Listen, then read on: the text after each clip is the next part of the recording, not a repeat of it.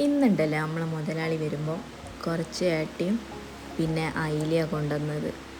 അപ്പം ഞാൻ എന്താക്കി, അയില പൊരിച്ചിട്ട് ഏട്ട മുളകിടാന്ന് വിചാരിച്ച്. അങ്ങനെ അത് രണ്ടും ഏട്ട പിന്നെ മുറിച്ചിട്ടാണ് കൊണ്ടുവന്നത്, അതുകൊണ്ട് പിന്നെ മുറിക്കണ പണിയില്ല.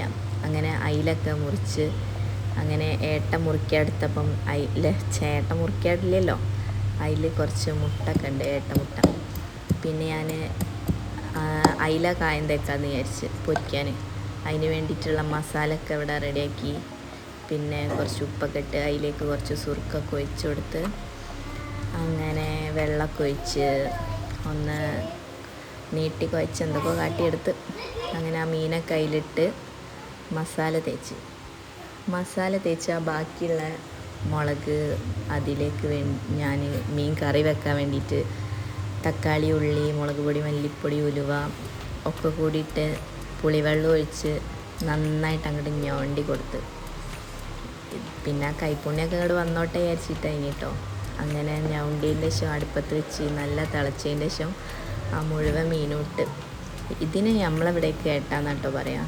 നിങ്ങളെ അവിടേക്കൊക്കെ എന്താ പറയുക? ഇത് കാണുന്നവർ പക്ഷേ എന്തൊക്കെയോ ഞാൻ പറയുന്നുണ്ട്. പിന്നെ ഞാൻ പുതിയൊരു വെളിച്ചെണ്ണ കുപ്പി മേടിച്ച്, മീഷോന്നാണ് മേടിച്ചത്. ഇത് നല്ല കുപ്പിയാട്ടോ.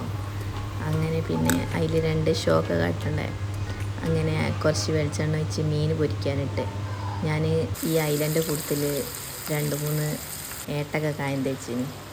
അങ്ങനെ അതും പൊരിക്കാട്ട് പിന്നെ കറി ഇത് അവിടെ റെഡി ആയിന്. പിന്നെ ആ മീൻ പൊരിച്ചതിൻ്റെ വെളിച്ചെണ്ണ കൂടി തന്നെ തൂമിച്ച് ഞാൻ അങ്ങനെ തൂമിച്ച് അതൊക്കെ പറഞ്ഞ് കറി ഇവിടെ റെഡിയായി. നല്ല ടേസ്റ്റുള്ള കറിയാണ്, ഞാൻ വെച്ചോണ്ട് പറയില്ല, നല്ല ടേസ്റ്റ് ഉണ്ടായിന്. പിന്നെ നാളത്തേക്ക് വെള്ളപ്പത്തിനുള്ള മാവൊക്കെ അവിടെ റെഡിയാക്കി വെച്ച് അടുക്കളയൊക്കെ ക്ലീനാക്കിയിട്ട് കിടന്നുറങ്ങി.